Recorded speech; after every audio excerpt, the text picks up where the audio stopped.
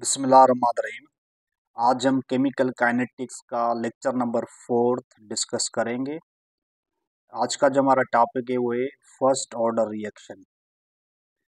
अगर देखा जाए कि फर्स्ट ऑर्डर रिएक्शन की जो डेफिनेशन है इन 3 वर्ड्स में गिवन है। गौर करने की ज़रूरत है कि what is the first order of the reaction.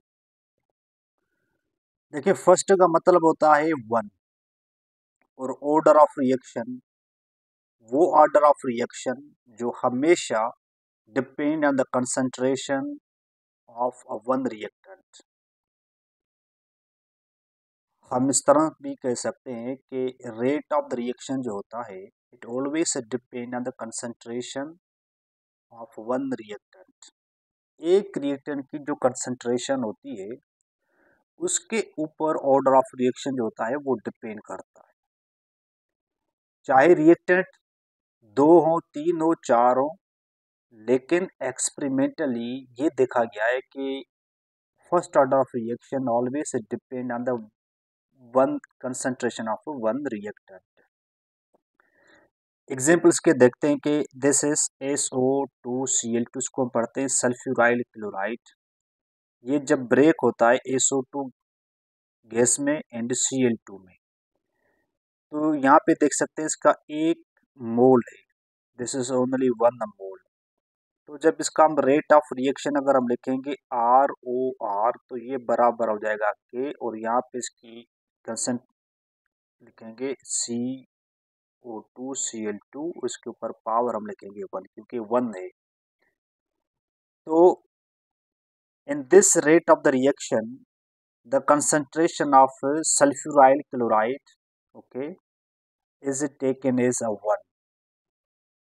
तो यहाँ पे इसका जो पावर है this power shows that this is the first order of reaction।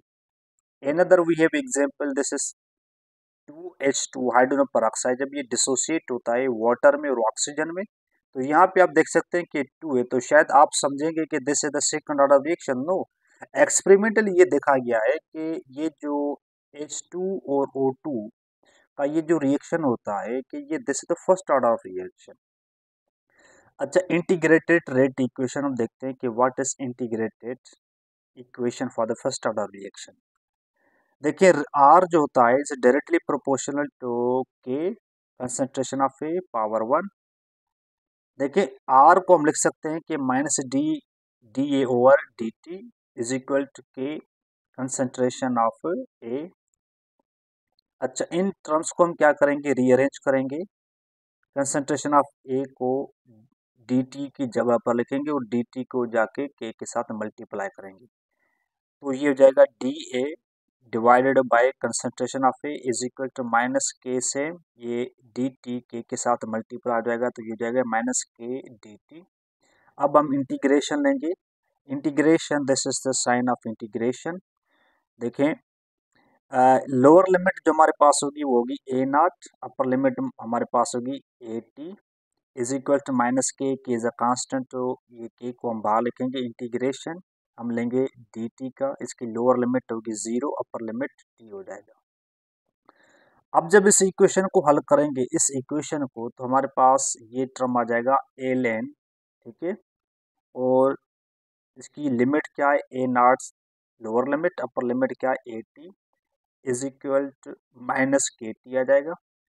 अब जब इसको फर्दर हम सॉल्व करेंगे तो ln AT upper limit minus lower limit लिख, अपर लिमिट क्या है AT है, तो हम लिखेंगे ln AT minus ln A0 के इज इक्वल टू -KT आ जाएगा। ये माइनस में अगर हम इसको अपान फॉर्म में इस तरह से लिखेंगे, देखें ये लॉगरिथम का रूल होता है, तो हम इसको लिख सकते हैं ln A0 minus ln A0 divided by ln AT divided by A0 is equal to -KT। अब यहाँ पे देखें, ये जो माइनस की ये जो साइन, अगर इसको हम चेंज करना चाहें तो ये जो टर्म है इनको हम थोड़ा सा शफल करेंगे, A0 को हम ऊपर लेके जाएंगे, तो ln A0 divided by AT is equal to KT। देखिए यहाँ से माइनस की जो साइन ये हट गई। अब यहाँ पे देखें कि ये जो KT है इसको इधर लेके आए और this will B ln A not divide by 80। अच्छा, अगर के को हम बाहर लिखेंगे तो ये जो टी है जाके से टर्म के साथ डिवाइड में आ जाएगा, तो this will B 1/t ln a not divide by 80। अगर ln को हम log में कन्वर्ट करना चाहें तो हमारे पास देखें ये जो इक्वेशन बनेगी वो ये इक्वेशन हो जाएगी। सिर्फ इस पूरी इक्वेशन को 2.303 से मल्टीप्लाई करेंगे तो ये हो जाएगा 2.303 डिवाइड बाय टी। ये ln कन्वर्ट हो जाएगा log में, log में, और a not divide by 80 same हो जाएगा। ग्राफिकली अगर हम इसकी रिप्रेजेंटेशन देखें तो this is the Y axis and this is axis. Y axis पे हमने लिखा है 80 और दिस इज द टी, तो इसका ग्राफ इस तरह से आता है। This is exponential graph, this is not step but this exponential graph होता है। हाफ लाइफ की अगर हम बात करें तो हाफ लाइफ देखें, ये जो 80 है ये बराबर हो जाएगा ए नॉट डिवाइडेड बाय 2। हमारे पास ए नॉट क्या है, this is the initial concentration का आधा हो जाना। अब देखिए के की जो इक्वेशन हमने लिखी है, k is equal to 1/t ln natural log a not divide by 80। अब यहाँ पे हम क्या करेंगे कि जो हमारे पास ये 80 है, ये 80 इसकी जगह पर हम ये वैल्यू पुट करेंगे यहाँ पे, तो इक्वेशन हो जाएगी k is equal to 1 divided by t की जगह पर हम लिखेंगे t1/2 ln a not divide by 80 की जगह पर हम ये वैल्यू पुट करेंगे a not divide by 2 a nought में कैंसिल हो जाएगा, तो इक्वेशन विल बी अगेन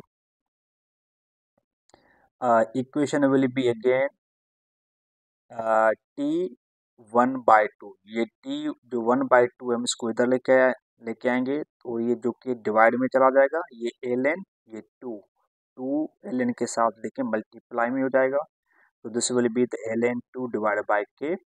अच्छा, ये जो ln 2 है ये बराबर होता है 0.693 के, और ये हमारे पास आ जाएगा टी के, ये हमारे पास आ जाएगा टी के।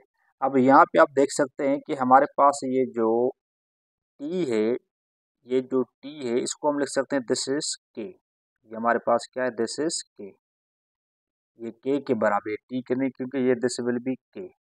ln 2 का जब हम इसका वैल्यू लिखेंगे this will be the value 0.693, और यहाँ पे के है तो दिस विल बी द के, this is not the T but this is the के। तो हाफ लाइफ जो होता है फर्स्ट ऑर्डर ऑफ रिएक्शन का is independent of the concentration, ये कंसंट्रेशन के ऊपर डिपेंड नहीं करता।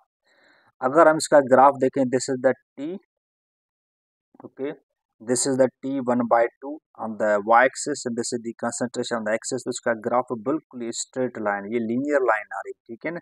तो it shows that the concentration is not related with the half lifetime. तो half lifetime is independent of the concentration of the reactant. अब हमारे पास ये एक फार्मूला है, this is the most important formula. कोई भी अगर आपके पास ऑर्डर ऑफ रिएक्शन है उसका आप फौरन हाफ लाइफ टाइम जो है आप निकाल सकते हैं। देखिए इसका हाफ लाइफ टाइम का फार्मूला ये है कि t1/2 is directly proportional, okay, a naught और पावर 1 माइनस एन। यहाँ पे एन क्या है, N is the order of the reaction. For example zero order of reaction के लिए अगर हम देखें तो this will be the t1/2 directly proportional, ठीक है, ये ए नॉट, और यहाँ पे हम लिखेंगे ये 1, और एन एन की जगह पर हम क्या लिखेंगे, 0 लिखेंगे। In next lecture, we will discuss the second order of the reaction. We will see the integrated equation of this second order of reaction. We will also discuss the half-life time of the second order of the reaction.